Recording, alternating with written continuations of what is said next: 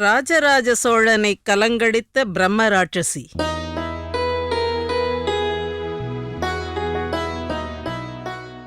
கருவூரார். சோழ நாட்டின் கருவூரில் பிறந்தவர் இந்த சித்தர். அதனாலேயே கருவூரார் என்றானவர். சித்தர்களில் பெரும்பாலானோர்க்கு இப்படித்தான் நிஜப்பெயர் என்னவென்பது தெரியாமலே போய் காரணப் பெயர்களில்தான் அழைக்கப்படுகிறார்கள். கருவூராரின் தாய் தந்தையர் ஊர் ஊராகச் சென்று அங்கங்கே உள்ள கோயில்களில் பஞ்சலோக சிலைகளை பழுது நீக்கிக் கொடுத்தும் புதிய சிலைகளை உருவாக்கிக் கொடுத்தும் தொழில் செய்து பிழைப்பு நடத்தியவர்கள். இதன் மூலம் கிடைக்கும் வருமானத்தில் பெரும்பகுதியை சித்தர்களுக்கும் துறவிகளுக்கும் முனிவர்களுக்கும் செலவழித்தனர். இதனால் அன்பு கொண்ட முனிவர்களும் சித்தர்களும் சிறு வயதிலிருந்தே கருவூரார்க்கு ஞானம் ஊட்டினார்கள். இளமையிலேயே அட்டமாச்சித்துக்கள் அறிந்து தெளிந்த கருவூரார் திருவாவடுதுறையில் சித்தர் போகரைச் சந்தித்தார், சீடரானார், உபதேசங்கள் பெற்றார், முழுமையான சித்தராய் பரிமளித்தார். சித்தரானாலும் தன் குலத்தொழிலை மறக்கவோ துறக்கவோ இல்லை கருவூரார். பெற்றோர் போலவே கோயில் கோயிலாகச் சென்று சிவாலயங்களில் ரசவாத வித்தை மூலம் தங்கத்தால் சிவலிங்கங்களை ஸ்தாபித்தார். காசி விஸ்வநாதர் ஆலயத்திலும் தாமிரத்தால் வேதை செய்து தங்கமயமான லிங்கத்தை உண்டு பண்ணி வைத்ததாக வரலாறு உண்டு. ஒருமுறை கருவூரார் விஷ்ணு ஆலயம் ஒன்றை அடைந்தார். நெடுந்தூரம் நடந்து வந்த களைப்பில் கோயில் வாசலிலேயே அமர்ந்த கருவூரார் சுவாமியை தரிசிக்க எண்ணி, "ஓய் பெருமாளே, வெளியே வாரும், உம்மை நாம் தரிசிக்க வேண்டும்" என்று அழைப்பு விடுத்தார். ஒருமுறை, இருமுறை, 3 முறை அழைத்தும் பெருமாள் வரவில்லை. "ஓஹோ, அப்படியா? சரி, பெருமாள் உள்ளே இல்லை போலிருக்கிறது. பெருமாள் இல்லாத கோயிலில் பூஜையும் இல்லாது போகட்டும்" என்று சபித்துவிட்டு நகர்ந்தார் கருவூரார். ஆலயம் அப்படியே ஆயிற்று.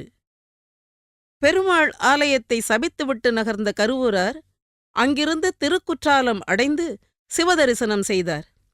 சிவதரிசனம் பெற்ற சந்தோஷத்தில் அங்கு அவர் பாடிய பக்திப் பாடல்களே திரு இசைப்பா ஆயிற்று. பின் பொதிகை சென்று வசித்தார். அப்போது ஒருநாள் திருநெல்வேலியை அடைந்தவர் நெல்லையப்பர் கோயிலுக்குள் சென்றார். இவர் சென்றிருந்த நேரம் கோயிலுக்குள் நிவேதன காலம். கருவூரார் அதை அறியாமல் "நெல்லையப்பா, நெல்லையப்பா, நெல்லையப்பா" என்று கூப்பிட பதிலில்லை. 3 முறை தான் கூவி அழைத்தும் பதில் வராததால் வழக்கம் போலவே இந்த குசும்பு சித்தன், "அடடே, இங்கு கடவுள் இல்லை போலிருக்கிறதே, சரி போகட்டும், ஆண்டவன் இல்லாத ஆலயத்தில் எருக்கு முளைக்கட்டும்" என்று சர்வசாதாரணமாகச் சொல்லிவிட்டு விருட்டன வெளியேறிவிட அவ்வளவுதான். அடுத்த நொடியே சித்தன் வாக்கு பலித்து போனது. கிடுகிடு என ஆலயம் முழுக்க எருக்கஞ்செடிகள் முளைத்து எழுந்தன. புல் புதர்கள் மண்டின. கோபத்துடனே வெளியேறிய கருவூரார் மானூரை அடையும் பொழுது நெல்லையப்பர் கருவூராரை மறித்து காட்சி தந்தார். "கருவூர் போக்கிரியே, நியாயமா இது?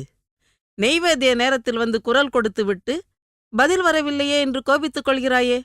சரி சரி, போனது போகட்டும், திரும்பி வா திருநெல்வேலிக்கு" என்று அழைப்பு விடுத்தார். சிவம் கூப்பிட்டு சித்தன் போகாமல் இருக்க முடியுமா என்ன? சினத்தை விட்டு சிவாலயத்துக்குள் நுழைந்தார் கருவூரார். மானூரிலிருந்து கோயில் வரை கருவூரார் எடுத்து வைத்த ஒவ்வொரு அடிக்கும் ஒரு பொற்காசு தோன்றச் செய்து சித்தனை சிறப்பித்தார் சிவபெருமான். கருவூர் சித்தன் காலடி கோயிலுக்குள் பட்டதுமே பட்டுப்போய் தானாகவே மறைந்தன எருக்கஞ்செடிகள். இம்மாதிரி அனுபவப்பட்டதால்தானோ என்னவோ திருவிடைமருதூரில் இறைவன் தலை திரும்பிய பேரதிசயமும் நிகழ்ந்தது. திருவிடைமருதூர் கோயிலில் குடிகொண்டுள்ள நாரம்பூநாதனை தரிசிக்க கருவூரார் புறப்பட்டு வர வழியில் குறுக்கிட்டது தாமிரபரணி. ஆற்றில் வெள்ளம் பெருக்கெடுத்து ஓடியது. நதியைத் தாண்டி கோயிலுக்குள் செல்ல முடியாமல் திகைத்தார் கருவூரார். "நாரம்புநாதா!" சிவபெருமானை அவர் கூவி அழைக்க சித்தர் குரல் கேட்ட சிவபெருமான் சற்று திரும்பி பார்த்து, "வா கருவூரா" அழைப்பு விடுத்தார். சிவன் அழைப்பு கேட்டதுதான் தாமதம். சளசள என உடனடியாய் வடிந்தது வெள்ளம். வழிவிட்டால் தாமிரபரணி. ஆற்றைக் கடந்து ஆலயம் சென்று இறைவனை தரிசித்தார் கருவூரார். இந்த நிகழ்ச்சிக்கு சாட்சியம் கூறுவதாக இப்போதும் திருவிடைமருதூர் சந்நிதியில் சற்று தலை சாய்ந்த நிலையிலேயே காணப்படுகிறது இறைவனின் திருவுருவம். சிவனும் சித்தர்களுமாக ஒருவர் மீது ஒருவர் கொண்ட அளவில்லாத அன்பை மக்கள் அறிவதற்காக வெளிப்படுத்திக் கொண்ட இம்மாதிரி திருவிளையாடல்கள் நிறையவே இருக்கின்றன நம் இந்து புராணத்தில். அடுத்ததாக கருவூரார் சக்கரவர்த்தி ராஜராஜ சோழனின் சஞ்சலம் தீர்த்ததை பார்ப்போமா? சிவபக்தியில் சிறந்தவனான ராஜராஜ சோழன் தஞ்சையில் சிவபெருமானுக்காக பெரிய கோவில் ஒன்றை கட்டி முடித்திருந்தான். இந்த கோயில் ராஜராஜனின் லட்சிய கனவு. அவர் எண்ணப்படியே ஈடில்லா அழகுடனும் அற்புதமான வடிவமைப்புடனும் சிற்ப வேலைப்பாடுகளுடனும் உருவாகியிருந்தது அந்த பிரகதீஸ்வரர் ஆலயம். பிறகென்ன, இறைவனை பிரதிஷ்டை செய்ய வேண்டியதுதான் மிச்சம். இங்குதான் நிம்மதி இழந்து போனான் மாமன்னன். கோயிலில் லிங்கத்தை பிரதிஷ்டை செய்யும்போது அதை பீடத்தில் நிறுத்த முடியவில்லை. பிரம்மாண்டமான லிங்கம் ஆவுடையாரில் பொருத்த முடியாமல் ஆடியது. சோழ சக்கரவர்த்தி கதறினான், கண்ணீர் வடித்தான். ஏதோ தெய்வ குற்றமோ என்று எண்ணி மனம் உடைந்தான். சிவபாதசேகரன் என்று பெயர் பெற்றவன். அப்பன் சிவனுக்கு ஆலயம் அமைக்க முடியாமலேயே போய்விடுமோ என்று அஞ்சினான், அரற்றினான், நிம்மதி இழந்தான்.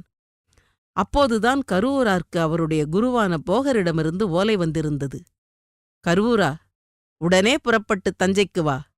நீ வருவதனால் இங்கு ஓர் சிவாலயம் பூர்த்தியாகும் என்று இருந்தது. கருவூரார் தஞ்சை வந்தார். குரு போகரை சந்தித்தார். அனைத்தையும் அறிந்தார்.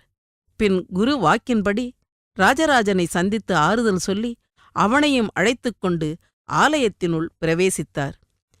பார்த்த நிமிடமே லிங்கம் பொருத்த இயலாமல் இருப்பதன் காரணத்தை புரிந்து கொண்டார். ஆம், லிங்கத்தை அஷ்டபந்தனம் செய்ய விடாமல் ஒரு பிரம்ம ராட்சசி தடுத்துக் கொண்டிருந்தாள். கருவூரார்க்கு கண் சிவந்தது.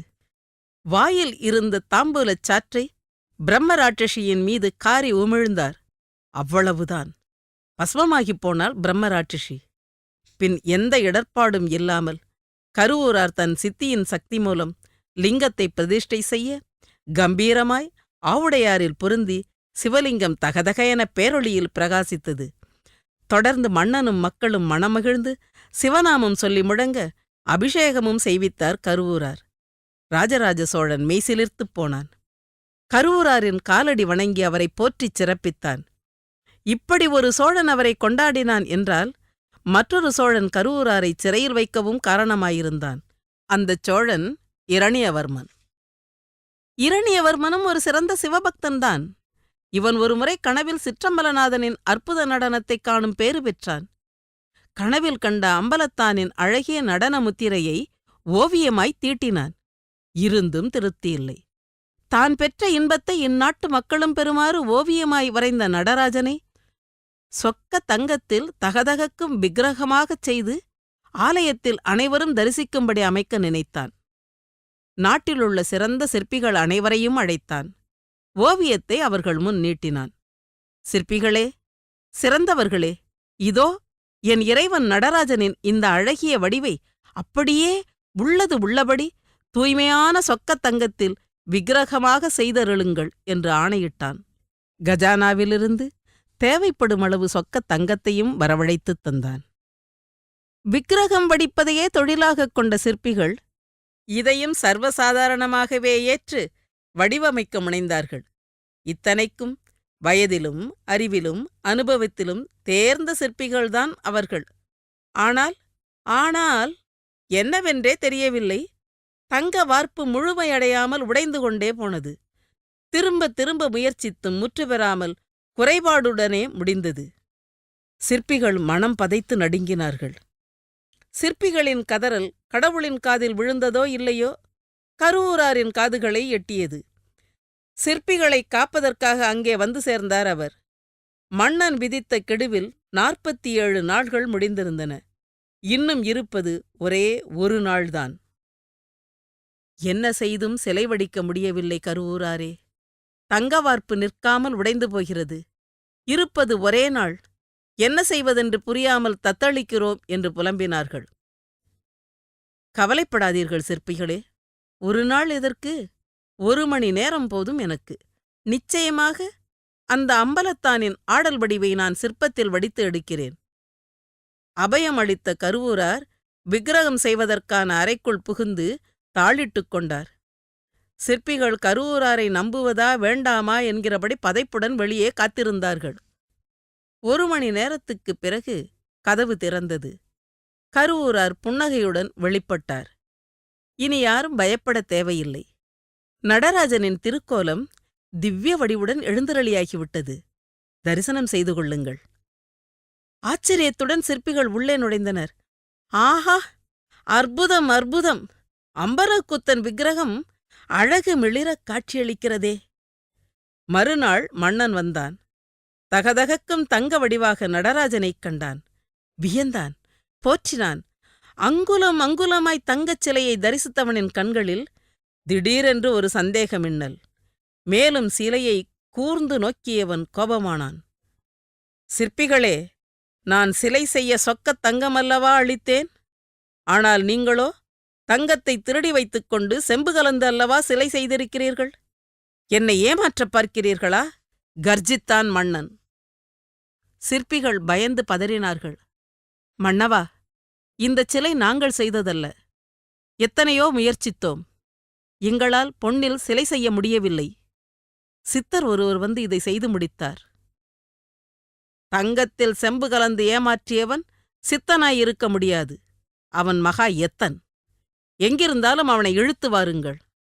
கட்டளையிட்டான் அரசன். வீரர்கள் விரைந்து சென்று கருவூராரை கைது செய்து அழைத்து வந்து மன்னர் முன் நிறுத்தினார்கள். இந்தக் கருவூராரை சிறையில் தள்ளுங்கள். தண்டனையை நாளை முடிவு செய்வோம். கருவூராரை கைது செய்த செய்தி நாடெங்கும் பரவியது. அன்றிரவு அரண்மனையில் மன்னன் அறை.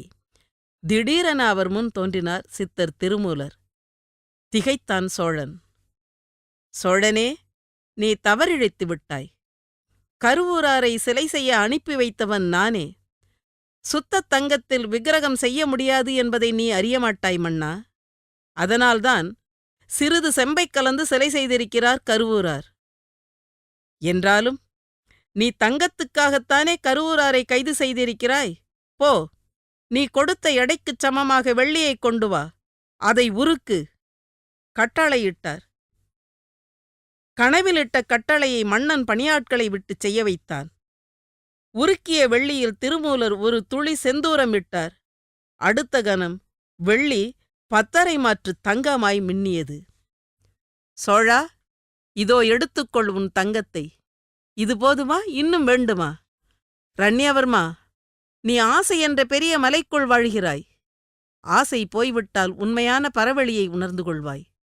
அப்போது உனக்கு எல்லா பொருட்களும் ஒரே பொருளாகத் தோன்றும். அதுதான் மூல முழுமுதற் பொருள். இவ்வாறு கூறினார் திருமூலர். தவித்தான் சோழன். தவறிழைத்து விட்டேன் தவசீலரே, தவறிழைத்து விட்டேன். கதறிய சோழன் கருவூராரை விடுதலை செய்ய கட்டளையிட்டான். அவன் ஆணையிட்டது அதுவே கடைசி. ஆம், திருமூலரின் திருவடிகளில் வீழ்ந்து வணங்கி தஞ்சமடைந்த சோழன் அதற்குப் பிறகு முற்றும் துறந்த முனிவனாகிவிட்டான். திருமூலரை வணங்கி விடைபெற்ற கருவூரார் அங்கிருந்து ஸ்ரீரங்கம் சென்றார். பள்ளிகொண்ட பெருமாளை சேவித்தவர் வெளியே வந்தபோது எதிர்பட்டால் ஒரு அழகிய பெண். அவள் தாசி அபரஞ்சி. அபரஞ்சி அபார பக்தி கொண்டவள். தாசி தொழில் ஆனாலும் ஸ்ரீரங்க பெருமானின் திருவடி ஒன்றே எண்ணமாய் நாள் தவறாது வழிபடுபவள். அவள் கருவூராரைக் கண்டாள். அற்புதமான சித்தர் இவர் என்று உணர்ந்து கொண்டாள். அவர் மேல் மயக்கம் கொண்டாள். உபதேசம் பெற எண்ணம் கொண்டாள். கருவூராரை வணங்கி தன் இல்லத்துக்கு வருமாறு அழைப்பு விடுத்தாள். கருவூரார் அவள் அழைப்பை புறக்கணிக்காமல் ஏற்றுக்கொண்டார். தாசிதானே என்று ஏளனமாக எண்ணாமல் அவள் உள்ளிருக்கும் பக்தி நெறி உணர்ந்து மேலும் அவளுக்கு ஞான உபதேசம் வழங்க முடிவெடுத்தார். அவளுடனே புறப்பட்டுச் சென்றார். தாசி அபரஞ்சி அடுத்த 2 நாள்களும் கருவூராரை பூஜித்து தன் அன்பு உபசரிப்பில் திக்குமுக்காட வைத்தாள். தனக்கு ஞான உபதேசம் செய்விக்க வேண்டுமெனக் கேட்டு பாதம் பணிந்தாள். கருவூரார் மகிழ்வுடன் அவளுக்கு சித்த ஞான உபதேசம் அளித்தார். பின் விடைபெற எழுந்தபோது, அபரஞ்சி, தொழிலில் தாசியாய் விளங்கினாலும் உள்ளத்தில் பற்றற்ற நிலையை நீ நெருங்கிவிட்டாய். உன்னுடன் கழித்த இந்த 2 நாள்களில் என் உள்ளம் மிக மகிழ்ந்தேன். சித்த மார்க்கத்தில் சிறக்கப் போகிறவளே, இதோ பெற்றுக்கொள். உனக்கெனவே நான் ஸ்ரீரங்க பெருமானிடம் கேட்டுப் பெற்ற பரிசு. இவ்வாறு சொல்லி நவரத்தின மாலை ஒன்றைக் கொடுத்தார். நவரத்தின மாலையைக் கண்ட அபரஞ்சி மனம் மகிழவில்லை. கருவூராரை பிரிய நேர்கிறதே என்று வருந்தினாள். கருவூரார் அதைக் கண்டுகொண்டார். வருந்தாதே அபரஞ்சி, நீ எப்பொழுது நினைத்தாலும் அழைத்தாலும் வருவேன். தலையாத்திரைக்குப் புறப்பட்டார் கருவூரார். அடுத்த நாள் ஸ்ரீரங்கநாதர் சந்நிதியில் அமளி துமளியானது. பெருமாளின் கழுத்திலிருந்த நவரத்தின மாலையை காணவில்லை. அர்ச்சகர்கள் அலறினார்கள். திருடன் வந்த சுவடு தென்படுகிறதா என்று தேடினார்கள். செய்தி கேள்விப்பட்ட பக்தர்கள் பதைபதைத்தார்கள். ஊர்ஜனம் மொத்தமும் கோயிலுக்குள் குழுமியது. அப்போது கோயிலுக்குள் நுழைந்தாள் அபரஞ்சி.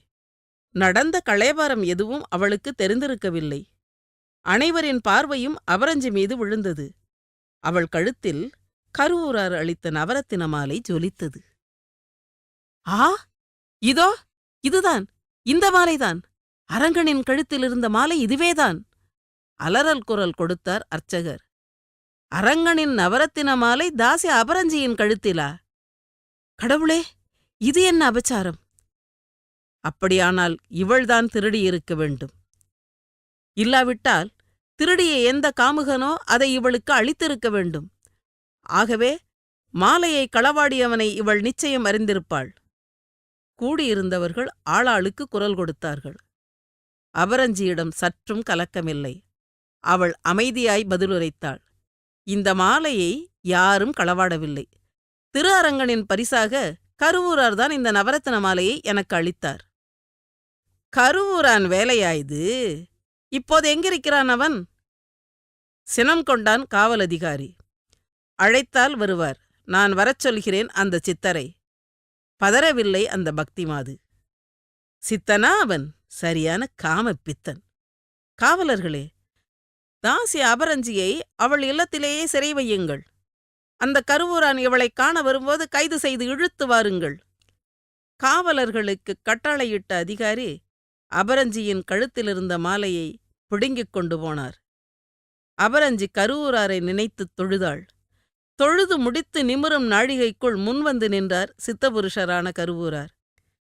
அபரஞ்சி அவரிடம் நடந்தவற்றைச் சொல்லிக் கொண்டிருக்கும்போதே காவலர்கள் உள்ளே புகுந்தனர். கருவூராரை கைது செய்து இழுத்துச் சென்று கோயில் அதிகாரி முன் நிறுத்தினார்கள். கருவூராரே, அரங்கன் கழுத்திலிருந்த மாலையைக் களவாடி தாசி மகளுக்கு அளித்திருக்கிறீர்களே, இது என்ன நியாயம்? கோயில் அதிகாரியின் குரலில் கோபம் கொப்பளித்தது. இல்லை, நீங்கள் நினைப்பது தவறு.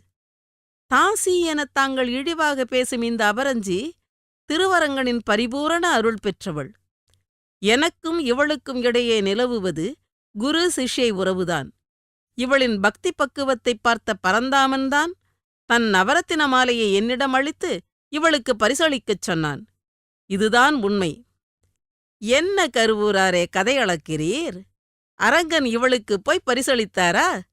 அப்படியானால் இதை அரங்கன் சன்னதியில் அவன் எதிரே சொல்வீர்களா? நிச்சயம் சொல்கிறேன். அது மட்டுமல்ல, அரங்கனையே சொல்லவும் செய்கிறேன். திருவரங்கன் சன்னதிக்குள் திரண்டனர் அனைவரும்.